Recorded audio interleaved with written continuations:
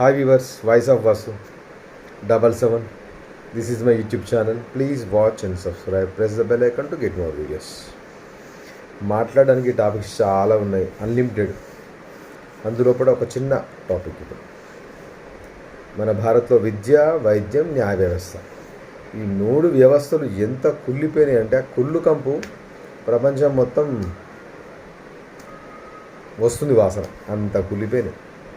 విద్య, వైద్యం, న్యాయ వ్యవస్థ కదా, ఈ 3 ప్రక్షాళన అయితేనే మన దేశం ఏమన్నా బాగుపడుతుంది, ముందర పడుతుంది. ఫస్ట్ విద్య తీసుకోండి.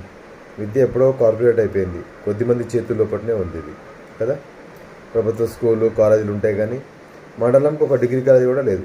ఇప్పటికీ స్వాతంత్రం వచ్చి ఇన్ని సంవత్సరాలు అవుతున్నా మండలానికి ఒక డిగ్రీ కాలేజీ లేదు కదా. మండలంకో జిల్లా పరిషత్ స్కూల్, ఎన్నో స్కూళ్ళు మూతపడ్డాయి. కరెక్ట్గా స్టాఫ్ ఉండదు, స్టాఫ్ ఉంటే ఇన్ఫ్రాస్ట్రక్చర్ ఉండదు, క్లాస్ రూమ్ ఉండవు, వర్షం పడితే నీళ్ళు కదా. వ్యవస్థ మారాలి, ప్రక్షాళన చేయాలి. ఇంకా గోలు పెడుతూ ఉంటారు. సోషల్ మీడియా వచ్చినాక ఇంత పుడుతున్నా ఇంకా చెప్తున్నాం కానీ ఇంకా ప్రభుత్వాలకు సంబంధించిన మీడియా వాళ్ళు అయితే వాళ్ళు బేషుగ్గా రాస్తారు. ఇంకా వాళ్ళు బ్రహ్మాండంగా ఉంది, స్కూల్స్ అట్లా అవుతున్నాయి అని రాస్తారు. అంతే సోషల్ మీడియా పుణ్యం అంటూ ఇంకా ఏదో మనసులో ఉన్నటువంటి విషయాలు ఈ విధంగా షేర్ చేసుకునే అవకాశం లభించినందుకు అసలు ఇట్లాంటి ఈ సోషల్ మీడియా వస్తుంది ఇట్లా షేర్ చేసుకుంటామని చెప్పేసి అయితే ఎప్పుడు అనుకోలేకపోయినాయి అయితే. ఎందుకంటే మాది 94 SSC బ్యాచ్ కదా. అప్పుడు టెలిఫోన్కి ఇవన్నీ ఏం లేవు. దూరదర్శన్లో ఆదివారం శనివారం 2 సినిమాలు చూసేవాళ్ళం అంతే. ఇంకా వచ్చే మోగ్లీ ఛానల్, ఇంత హీమ్యాన్, స్పైడర్ మ్యాను, గవికి వచ్చేది అంతే.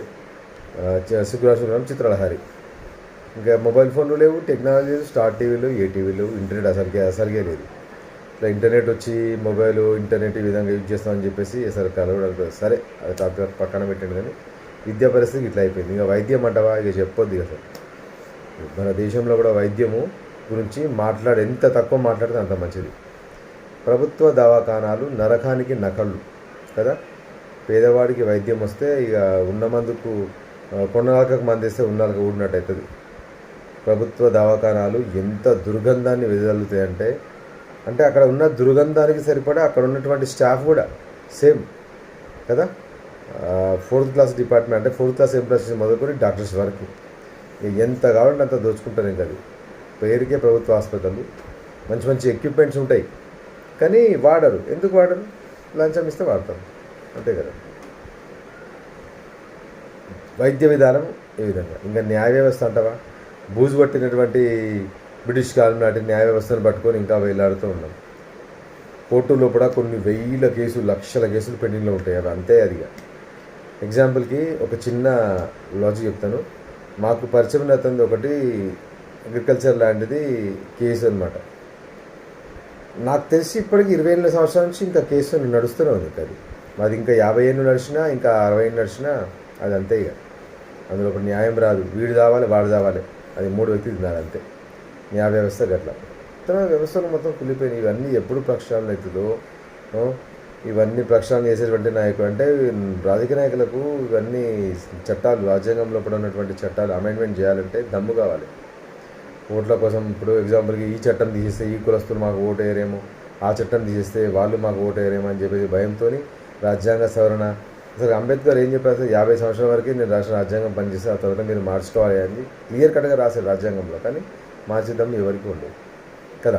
అప్పుడున్నటువంటి ప్రజెంట్ ఉన్నటువంటి ఆ కాలంలో ఉన్నటువంటి సిచ్యువేషన్ని బట్టి అసలు రాజ్యాంగం రాశారు. ఎందుకంటే దళితులు వెనుకబడే వర్గాలుగా ఉన్నారు కాబట్టి వాళ్ళకు కొన్ని హక్కులు, ప్రత్యేకమైన హక్కులు కల్పిస్తే వాళ్ళు సమాజంలో ముందు పడతారని చెప్పేసి ఆ విధంగా ఇచ్చారు. కానీ 50 సంవత్సరాల తర్వాత అవి ఉంచుద్దని చెప్పి అంటే అవే కాదు, ఇంకా చాలా విషయాలు ఉన్నాయి రాజ్యాంగంలో పొందుపరిచిన విషయాలు.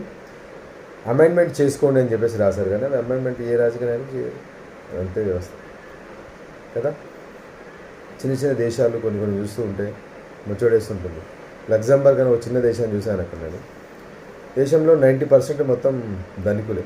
అంటే దేశం చిన్నది, జనాభా చిన్నది, వాళ్ళ ఆర్థిక వనరులు కూడా ఆ విధంగా ఉంటాయి. అక్కడ టెలిఫోన్ వ్యవస్థ, రవాణా వ్యవస్థ, మున్సిపల్కి సంబంధించిన కొన్ని ఇవన్నీ ఫ్రీ, మొత్తం ఫ్రీ ఆఫ్ కాస్టింగ్. నేను ఎందుకు వీళ్ళు ఫ్రీ ఇస్తారని చెప్పేసి నేను అక్కడ రీసెర్చ్ చేస్తే తెలిసింది ఏంటంటే అక్కడ ఉన్నటువంటి యొక్క 100%కి 100% అందరూ ట్యాక్స్ పే చేస్తారు. ఖచ్చితంగా అందరూ ఆదాయ పన్ను ప్రభుత్వానికి చెల్లిస్తారు. తద్వారా వాళ్ళు ఏం చేస్తారు, వచ్చినటువంటి అమౌంట్తో ఇన్ఫ్రాస్ట్రక్చర్ని డెవలప్మెంట్ చేసి ప్రజలకు ఉచితంగా ఇచ్చేట్టుగా ఉంటుంది.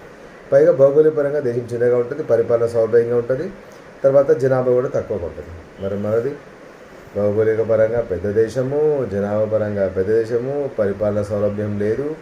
మన కొత్త ప్రదేశంలోపనే 28 కోట్ల జనాభా, అంటే ఇంచుమించు అమెరికాకు సరిపోయేంత జనాభా. ఇంకా పరిపాలన సౌలభ్యం ఏంటో చెప్పండి కదా.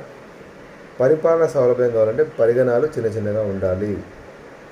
ఇప్పుడు ఉత్తరప్రదేశ్లో 4 రాష్ట్రాలు చేయొచ్చు, అప్పుడు పరిపాలన సులభం కదా. మధ్యప్రదేశ్ కూడా 2 రాష్ట్రాలు చేయొచ్చు, గుజరాత్ కూడా 2 రాష్ట్రాలు చేయొచ్చు.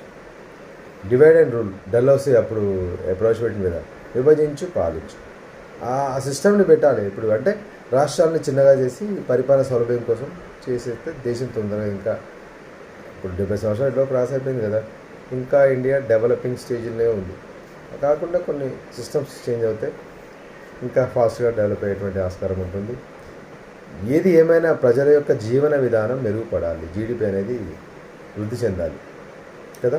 ఎన్ని ప్రభుత్వాలు వచ్చినా ఏం చేసినా ప్రజలకు ఆదాయ వనరులు చూపించాలి, ప్రజలు సంపాదనను పెంచాలి ప్రజలు కదా. అది ఇండస్ట్రీస్ ద్వారా చేస్తావా, ఇంకా వేరే విధంగా చేస్తావా, ఎలా చేస్తావో చాలు. అప్పుడే దేశం నిజమైనటువంటి అభివృద్ధి సాధించి ప్రతి ఒక్క కుటుంబ వ్యక్తి జీవితంలో కూడా దీపావళి వెలుగు